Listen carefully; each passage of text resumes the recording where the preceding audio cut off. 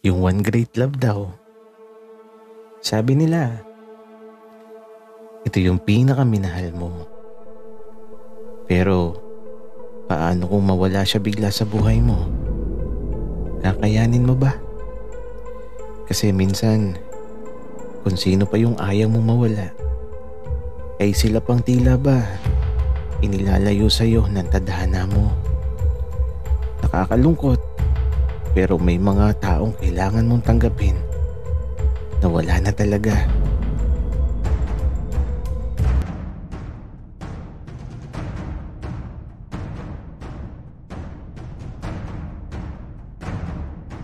Kaibigan, huwag mong kalimutan mag-subscribe sa aming channel at huwag din kalimutan i-click ang notification bell at subscribe button. Subscribe na!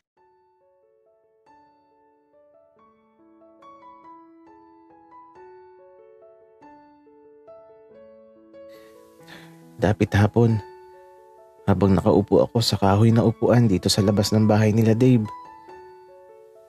dinadama ko lang yung matigas na bagay na nasa likuran ko, na idinidikit ni Kuya William. Patay mali siya lang ako, pero bakit ba niya dinidikit sa likod ko yung matigas na yun? Ano bang gusto niyang iparating sa akin? Bunso, kumuha ka ng pera dun sa bag ko. Andun yung pitaka ko. Tapos bumili ka ng may inom. Kuya William, alak ba? Bunso, ikaw nang bahala kung anong trip mong inumin natin dito. Sige kuya. Ako nang bahala. Kaya ito, iniwan na kami ni Dave. Naiwan ako dito na nakaupo habang si Kuya William nasa likuran ko na ipinapadama pa din sa akin yung matigas na bagay. Maki, hulaan mo nga. Ano tong matigas na idinidikit ko sa likod mo? Kuya William, bakit? Hulaan mo lang, Maki. Dali na. Mahaba to na matigas. Kuya William, bakit nga kasi? Maki, kapag nahulaan mo, sa'yo na lang to. Kuya William, titi mo yan Ayoko. Maki, gagi ka. Umayos ka nga. Hindi titi ito. Dalian mo. Hulaan mo na. Ay, sorry Kuya William. Akala ko titi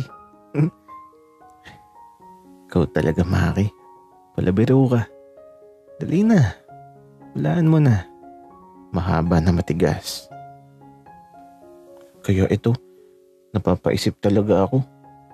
Kung ano ba tong idinidikit ni Kuya William sa likod ko. Akala ko talaga titi. Nagkamali pala ako. Bakit ko ba na iisip yung mga bagay na yun? Pero teka, ano ba to? Kuya William, saging ba yan?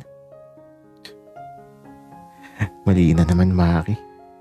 Ano ba yan? Hindi mo mahulaan? Ano nga ba kasi yan, Kuya William? Pinapahirapan mo pa ako. Sabihin mo na kasi kung ano yan. Oo na nga. Sasabihin ko na, Maki. Huwag ka nang magalit. Oh, regalo ko sa'yo. Naupo si Kuya William sa tabi ko.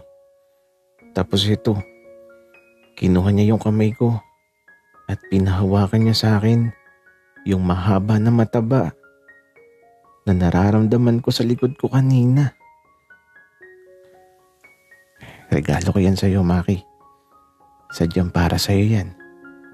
Naalala ko kasi nung una kitang nakita. Gamit na yung binigay ko sa'yo kaya ayan, bago. Walang bawas. Hello? Kuya William, nakakahiya naman. Mamahalin pa naman to. Okay lang yan, Maki. Di ka naman iba sa akin. Best friend ka ni Bunso, kaya mahal din kita. Ha? Mahal mo ako, Kuya William? Oo. Ayaw mo ba? Parang kapatid na din kita, tsaka paamoy nga. Bakit hindi ka amoy baby cologne ngayon? Bakit amoy araw ka?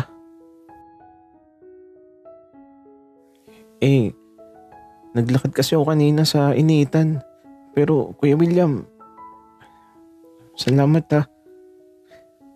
Walang anuman. O siya, kiss mo na ako para happy na ako. Ha?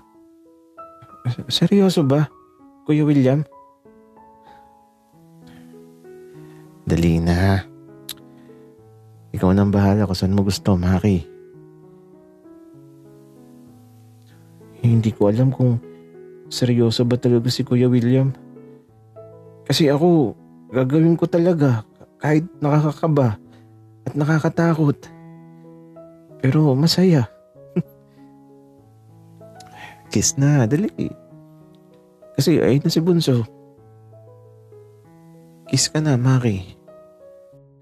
Natatakot akong gawin ang gusto ni Kuya William. Dapat bang may kiss talaga? Nakatulala tuloy ako kasi di ko alam kung saan ako hahalik. Sa pisngi ba o sa labi?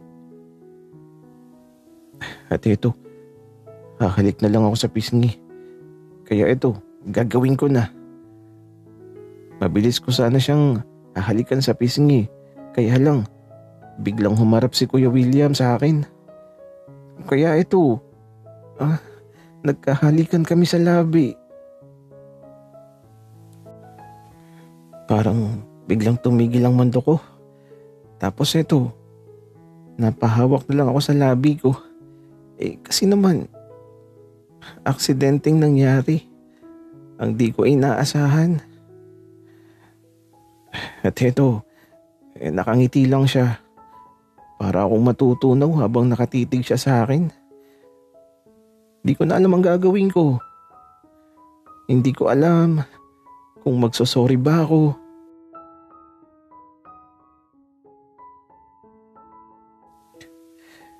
Maki, okay lang yun. Wala namang nakakita. Ako nang maghahatid sa'yo mamaya.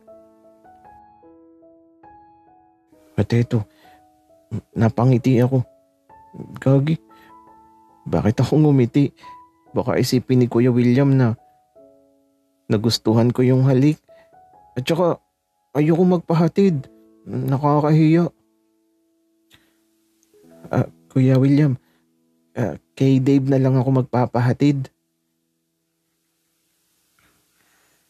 Bakit, Maki? Ayaw mo ba sa akin? Kuya William, kasi Maki, di ba, wala namang dahilan. Ako na ang maghahatid sa'yo.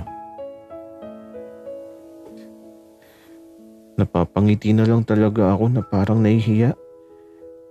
Tapos, kapag numingiti si Kuya William, nakatitig pa siya palagi sa mga mata ko. Nakakainis. Bakit ba ganun siya?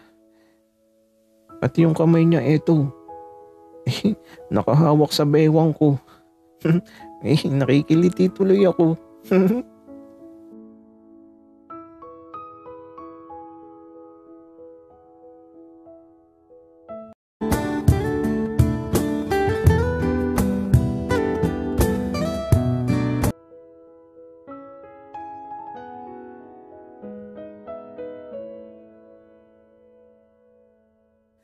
Ay nako, Ako to, si Big Boss. Ewan ko ba? Pero kahit ako yung author, gusto kong paluin ng walis si Maki sa part na to. Napakalandi.